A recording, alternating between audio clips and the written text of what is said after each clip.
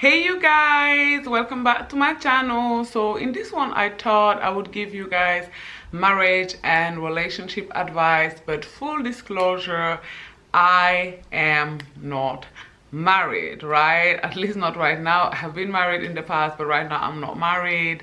And generally people do say do not take relationship advice from single people, and I do not completely disagree with that sentiment. I myself always say in my real life that I do not take any money advice, investment advice from people that have less money than I do. So I do think that there is some truth to that in general, and if you give me your unasked opinion about how I should invest my money, I just won't mind you. But every rule does have an exception. I believe that there is not a single rule in the world, on the planet, a single saying that doesn't have a caveat. And I think that there is a big caveat to this one, right? Generally, like I just said, I will not take advice from somebody that has less money than I do. However, if someone have had a lot of money in the past, if they were wildly successful and they lost it all, right, and they are self-aware enough and introspective enough to know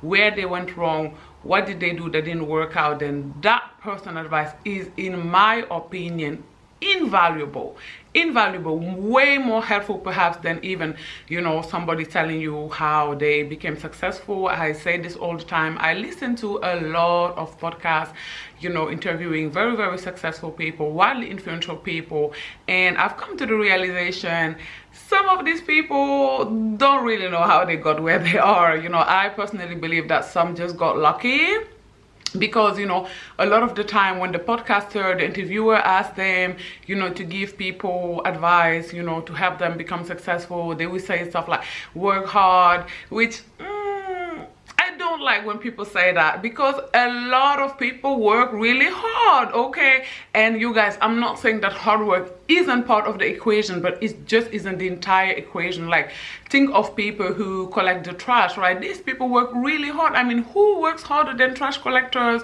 or cleaning ladies? Yet these people do not make a lot of money. Now, I don't know where you live, but where I live, they make around $2,000 a month, which isn't that much if you consider the hard work that they put in. Now, some other successful people will say stuff like, if you bring value to the world, if you contribute value to the world, then inevitably you will end up being paid a lot for that. Again, I'm not so sure, because again, I personally happen to believe that the value that people who collect our trash bring us is invaluable. I mean, think of staying in your house for just 2 weeks, okay? Just 2 weeks, hell, even 1 week, with your trash, all of your trash, not being able to take any of your trash out of your apartment. I mean, you can put it in bags and close it, but you can't take it out. You would die, okay? The scent of it all will drive you crazy. The fact that there will be worms everywhere inside the bags and you can hear them move around will drive you nuts, right? So these people bring incredible, huge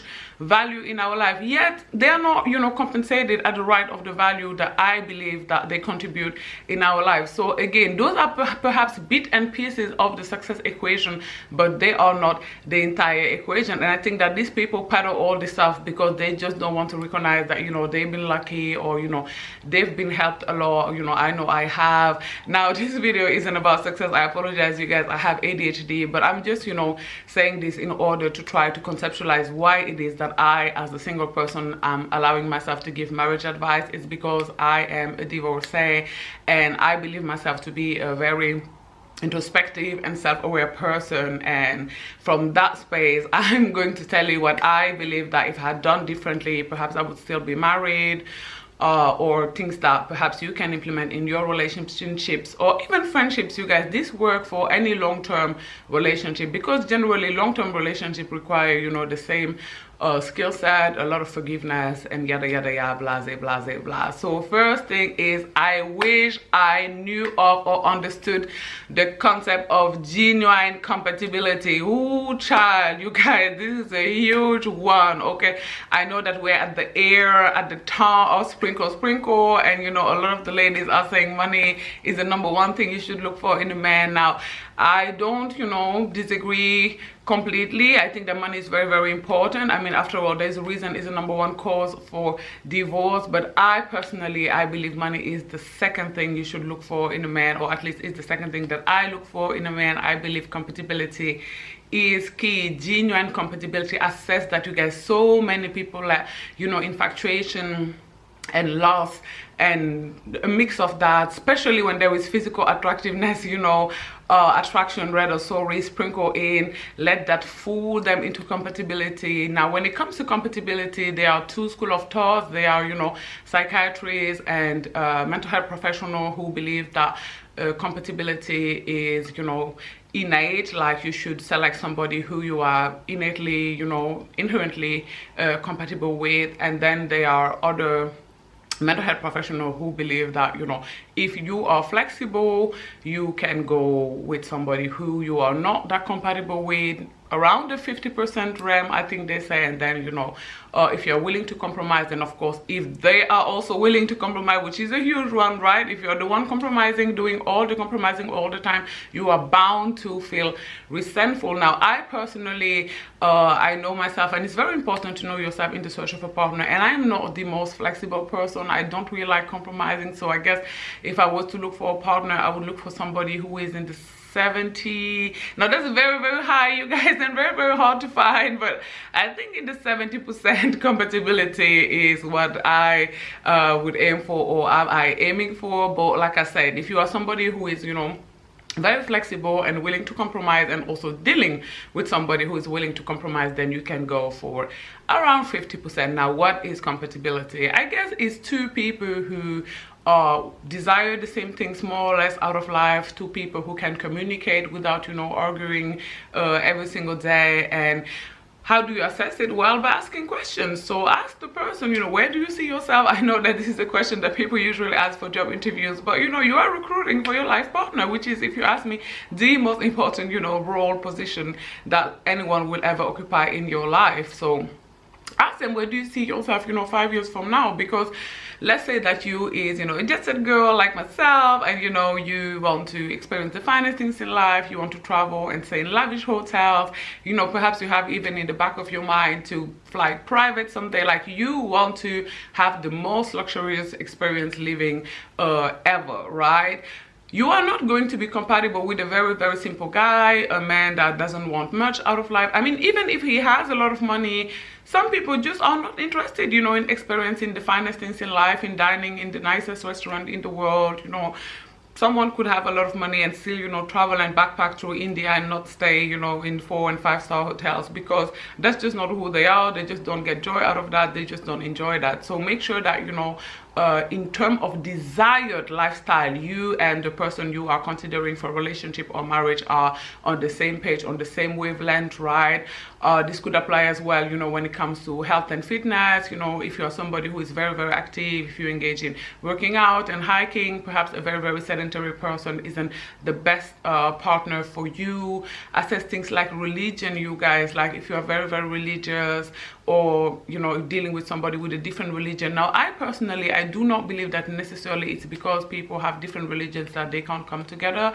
I believe they can, but, you know, usually if one person is extremely dogmatic, very, very religious, they can't get along with somebody who is agnostic. I don't see those relationships usually working, especially, you know, if down the line you want children, there will be children involved. You know, discuss with your person, like, how are you going to raise the kids? Are you going to raise them religious, or, you know, will you let them do what they want, and when they grow they can choose? You know, if you guys have different religions, again, in which one are you going to raise the children? Or do you want to let them, again, when they get to 16 or whatever, choose their religion? So discuss stuff like this. Ask people questions like, what do they feel personally is the most interesting thing about them?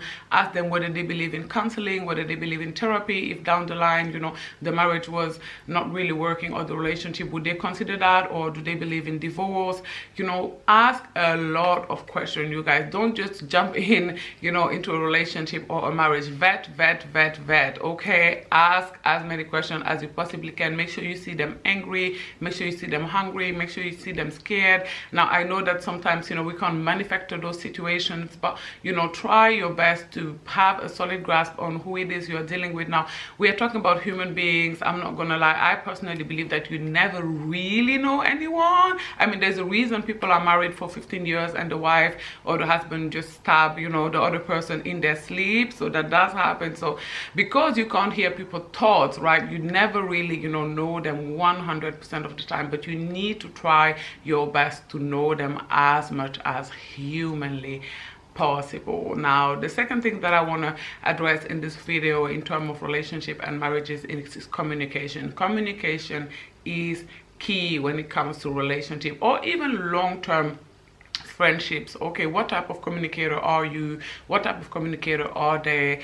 Are you guys compatible in your communication styles? For example, if you're dealing with a man who is a silent treatment giver, and you know you are somebody who always want to talk things through and talk them out, like, ouch, that's never gonna work. Okay, that's never gonna work. So avoid people in general who are silent treatment givers, because that is really a form of abuse, right? Also, I want to advise you ladies to, in the midst of anger, weigh your words. Be slow to speak when you are angry. I say do not speak at all, actually, if you are very, very angry. You know, my grandma used to say, bless her soul, may she rest in peace, anger is a terrible advice giver, and I believe that wholeheartedly. So when you are very, very angry, go and take a walk. Now, do not take a drive. It's very dangerous to drive when you're angry. You're prone to make mistakes, but go and take a walk for like 20-25 minutes, and once you're calm, come back and discuss with your partner.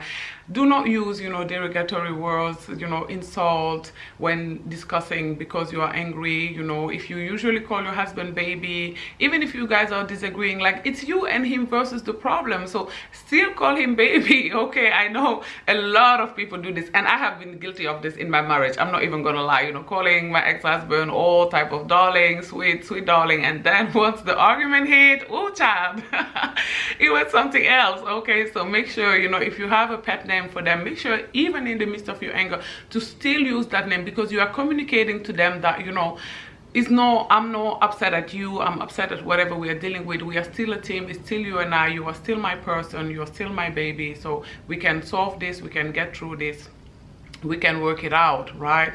Also, make sure that you do not listen to respond. This is a huge one when it comes to disagreement. You know, even with friends, listen to understand. I remember so many instances where my husband and I would, you know, get into it, and you know, he would start saying something like, he wouldn't even finish the sentence, you guys, and I would have the clap back. Okay, I would have the clap back in my mind, and I couldn't wait to spit it out, you guys. Ooh, child.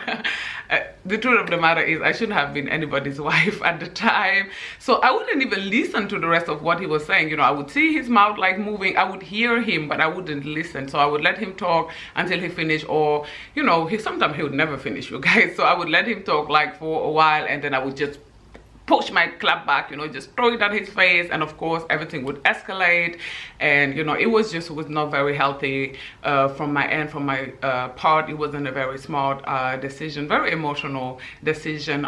Make sure you do not use things that they told you in confidence when you guys are arguing. Also, if you forgive something, now I am team cheating is a deal breaker for me. If you cheat on me, it's over, but I know that some of you guys out there are willing to put up with that and deal with that. If you have decided to forgive cheating, you know, in your marriage or relationship, you don't get to bring it back up every single time that your husband does something that upsets you. I'm so sorry, that was your decision. You could have chosen to walk away. So if you're choosing to stay, you don't get to use that like as a weapon every time that, you know, something else arises. So be very, very careful before you decide to forgive and work through huge things like that, because again, you will not get to use them as a weapon when other problems arise.